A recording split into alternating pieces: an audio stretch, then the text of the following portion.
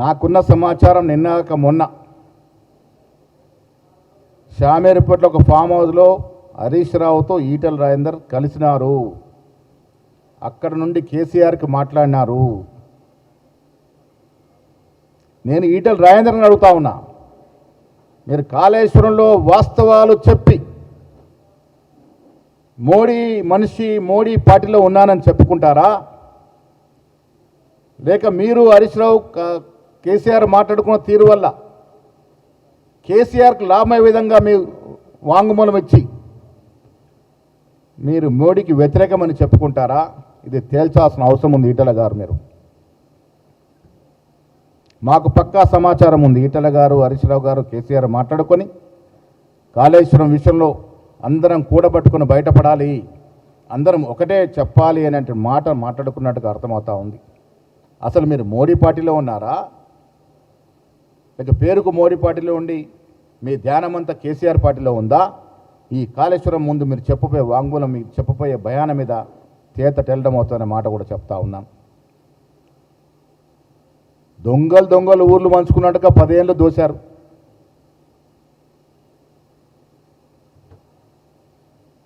ఇలా Pochampadu project, Nizam Sagar project, Nagarjuna Sagar project కట్టి 80 ఏళ్ళు అవుతా ఉంది.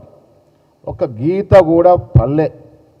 మీరు కట్టిన ప్రాజెక్టు 5-6 ఏళ్ళకే పగుళ్ళు పడి కూలిపోతూ ఉన్నాయంటే ఎంత మింగినారో మీరు దాంట్లో ప్రజలకు అర్థమవుతూ ఉంది.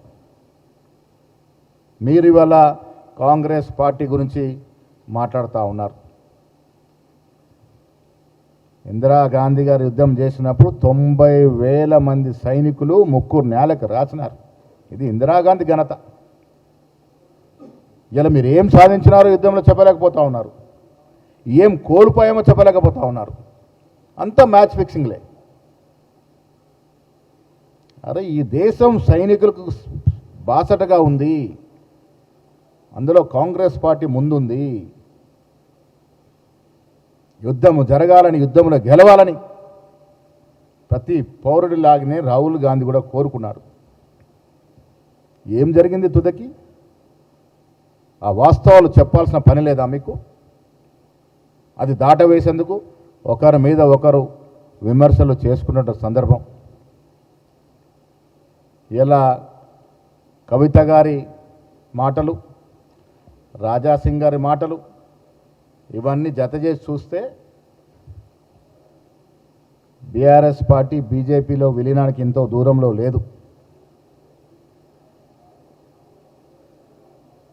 ఇలా కవిత గారి మాటలకి, కవిత గారు వేసే ప్రశ్నలకి ఇటు కేటీఆర్ కానీ కేసీఆర్ కానీ జవాబు చెప్పలేని పరిస్థితి.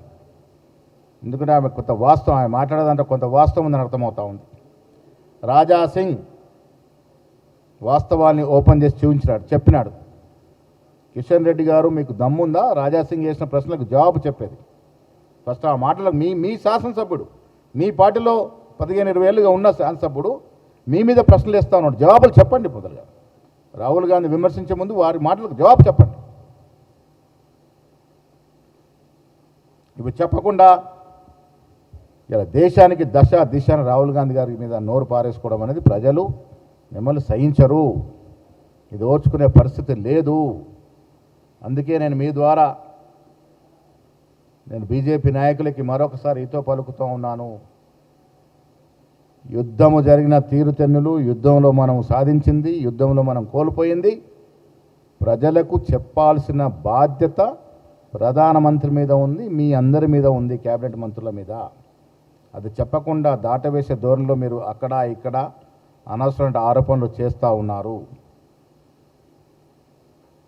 ఈరోజు కూడా ప్రపంచ చరిత్రలో ఇందిరాగాంధీ గారు ఉక్కు మనిషే. ఆవిడకి ఎవరు కూడా సాటి రాలేరు. ఒక కొత్త దేశాన్ని సృష్టించినటువంటి మహాకాళీమాత ఇందిరాగాంధీ గారు.